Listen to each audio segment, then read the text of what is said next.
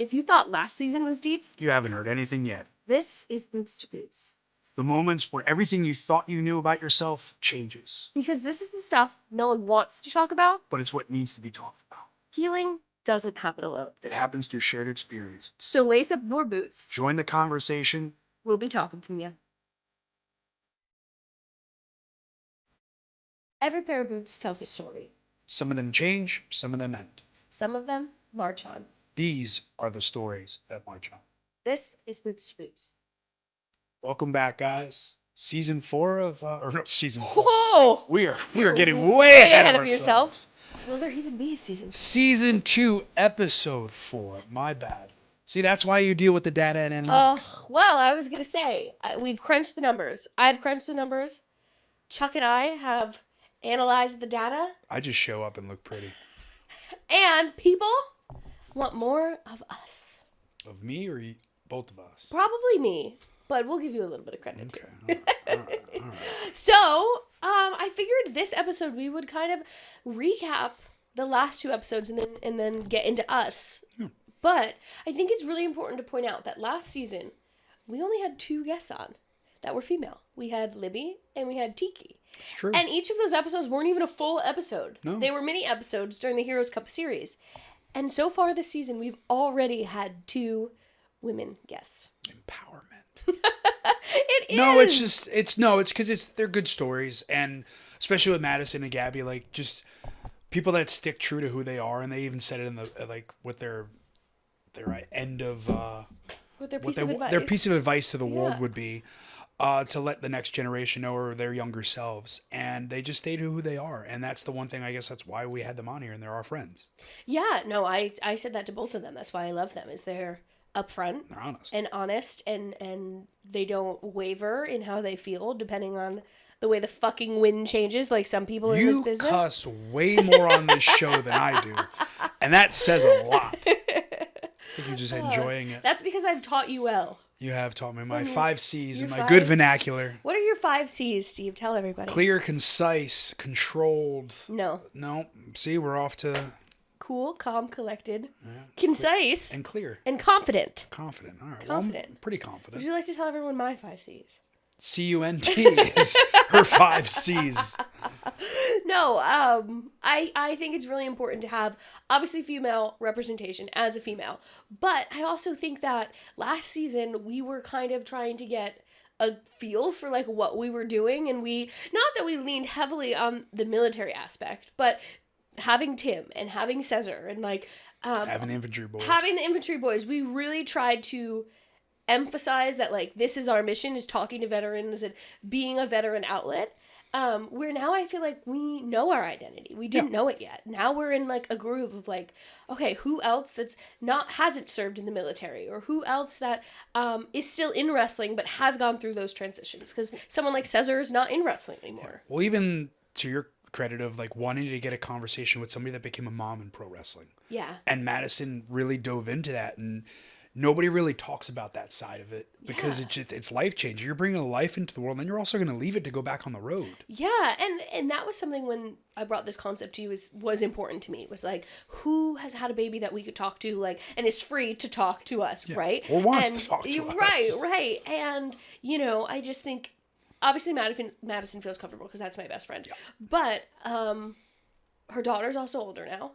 And she's not actively, like, living that transition anymore. It's something she could look back on and tell us the positives and the negatives and what she learned about herself and about motherhood through that whole experience. But I also think it's important for us as we, like, eventually transition into that role ourselves, because having a family is something we want for ourselves.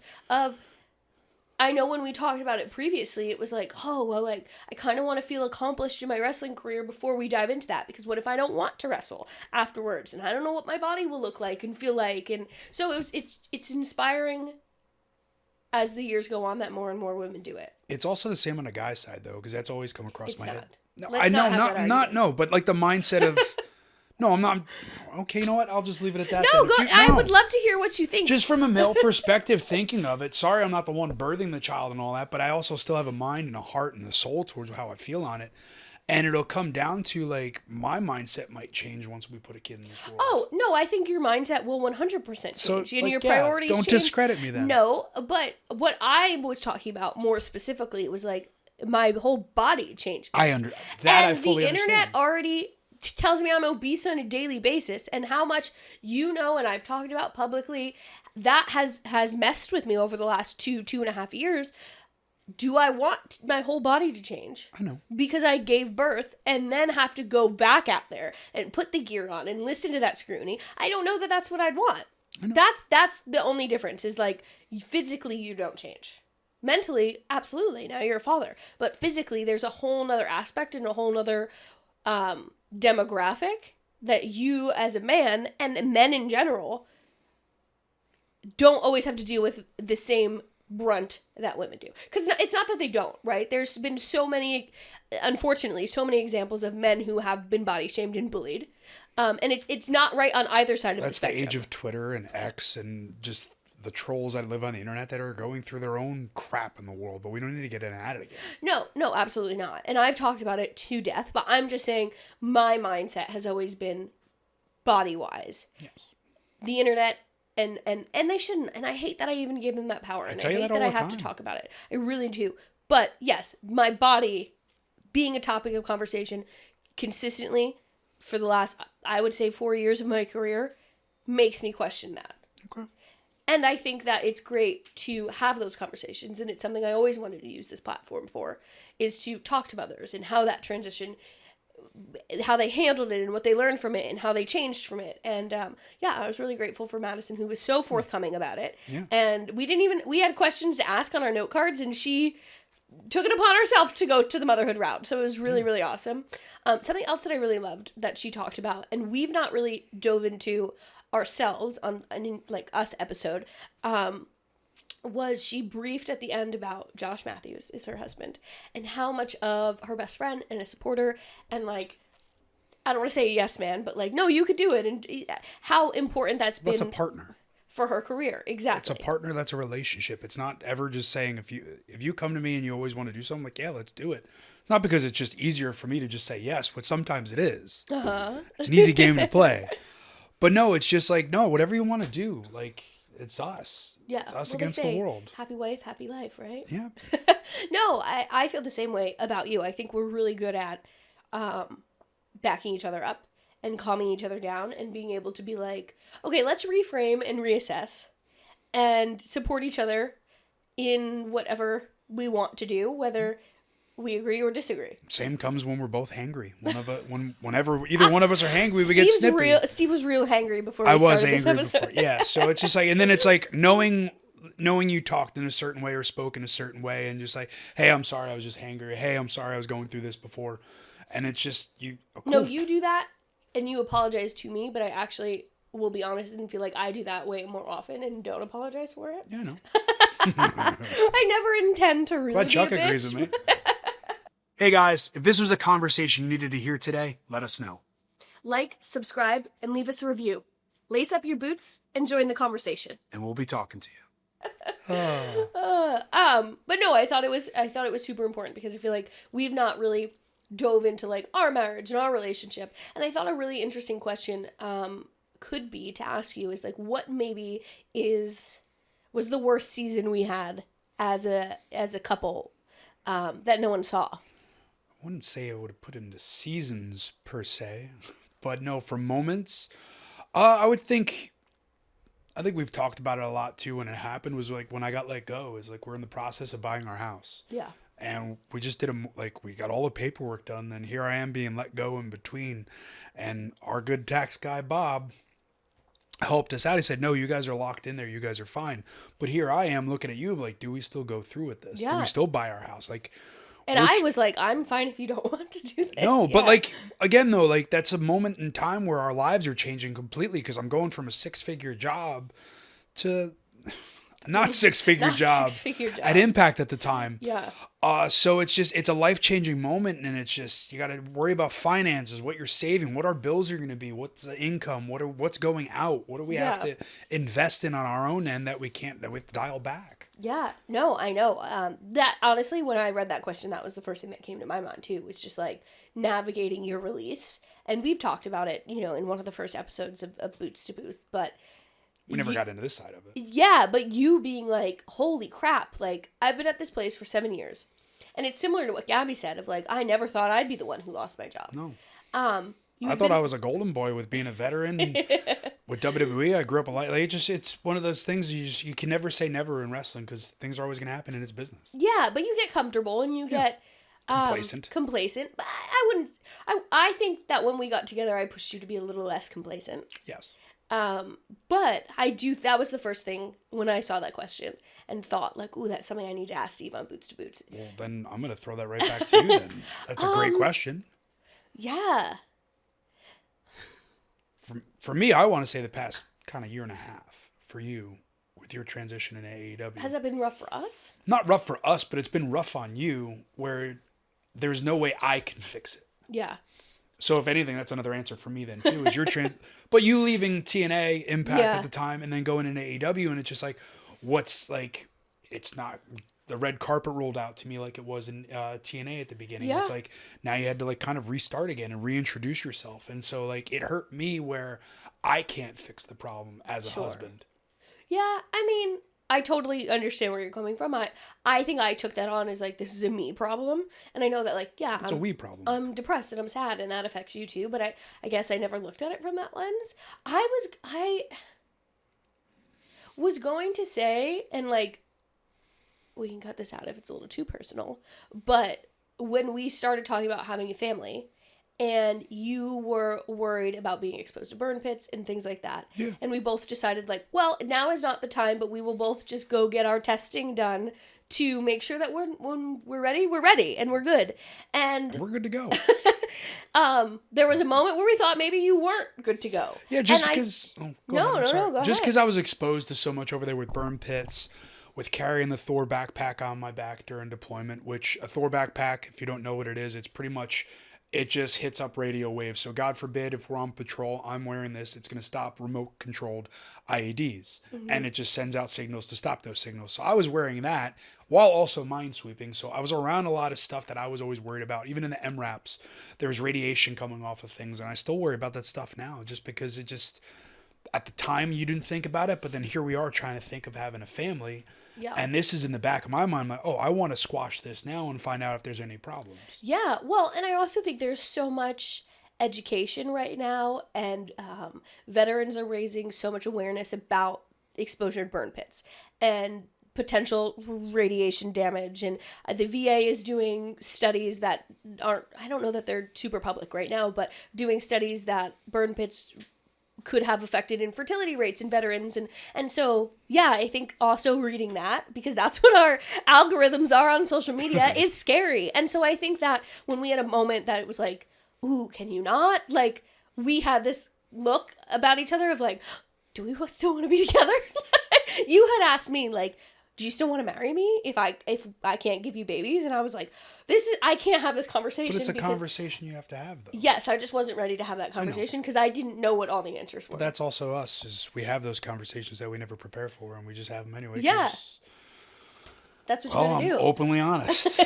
No, but I think that was the toughest season for me because I was also like going through my own stuff with starting at AEW, and then also, like, well, I got way too high and went crazy. So I put myself in therapy. But I think that there was so much that I was dealing with that then like add that uncertainty of our future, which I never had to worry about before, was just like kind of overkill in those moments for me. Well, my grandmother said the other day when we went and saw her, we're gonna have a boy one day. So no, with her dementia and all, she said that. Oh my gosh, sweet Baba. Yeah, no, I think that's why people love us. That's why they want to see more of us, is because we're willing to have those conversations, and also we're creating a space for other people to have those conversations. Yeah. It's like if you're hearing this and you're not having these conversations in a relationship, to me that's like something you should do. And granted, it's gonna be uncomfortable, and like you hate having those times where you have to go to somebody, like even with the Afghanistan pull off and the pull out, and when that all happened, like I started drinking a little bit heavy again on my own if I was home alone, because I'm home. If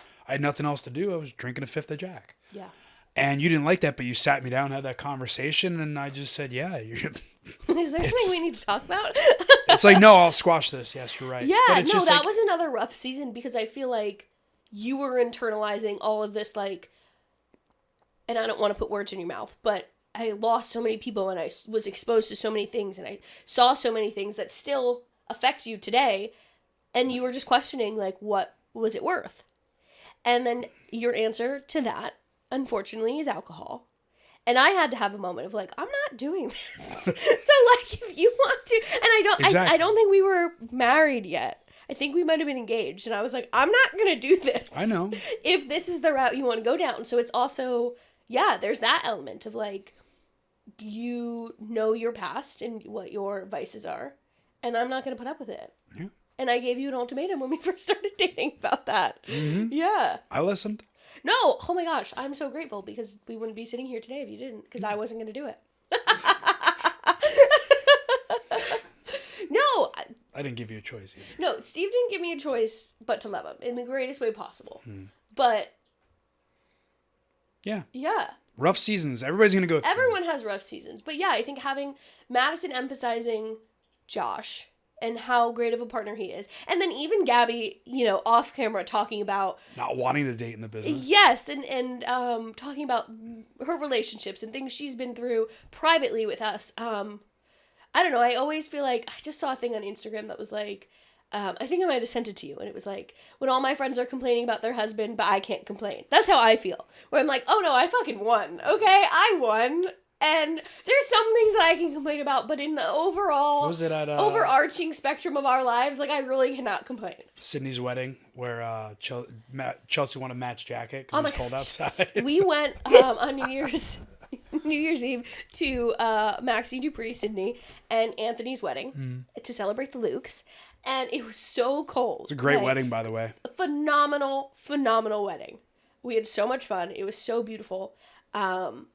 But it was cold in Naples. And so Steve naturally is like, take my jacket, because I had a dress on.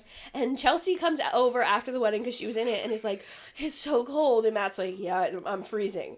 And I was like, Steve would take off his button-up shirt and give it to Chelsea before Matt took his jacket off. To be fair, to be nice to Matt in this situation, gosh. Matt's shirt was wrinkled in the back and he didn't want to wear a wrinkled shirt. No, I love Matt so much. But yes, I was like, Steve would be taking his button off to give to somebody, and we'd have hard Steve nipples throughout the wedding to allow a woman to be warmer before not. Yeah, well. And I also am so grateful that you are that gracious to my friends. You're welcome. Yeah, so I think I sent it to you. I know. Everyone's complaining about their husbands and I'm silent because I don't have anything. Actually, I have a lot to complain about, but I just don't. Yeah, we're resolving it through this podcast, right? Yeah, that's what we're here to talk. The number one complaint, and I've said this on this podcast, and I've said it in real life, is you finding your next pair of boots. And I think this podcast is helping you do that. And I am so excited for you because of that, and so relieved for me because of that. Glad you're relieved. Still don't know what that pair of boots is yet, but we're working on it. We're working on it, and that's all I ask. We're getting there. Yeah. We got our promoter boots. We got our podcast boots. Goodness. Yeah. So, yeah. I'm excited about the show. It's been a crazy, just to give a little bit more insider info about the Battle for the Brave Wrestling Showcase for Heroes. It's going to be in New Jersey. Benefits Tunnel to Towers. It does benefit Tunnel to Towers, which is the most important thing. But it's also going to be in New Jersey. Which would be awesome. It's going to be great. Good bread, good pizza. Bagels. And one day I will tell everyone about the drama about that. What, of good bread and good pizza? No, about it being in New Jersey. Oh, being in New Jersey. Yeah, we could tell about that one day. One day, not yet. We'll wait. But yeah. Well, while we wrap up, I guess I just am going to thank you for being honest tonight. I'm always honest. I know, but it's hard when cameras are on. I don't care. It's me and you and Chuck in here, and Oliver's right there.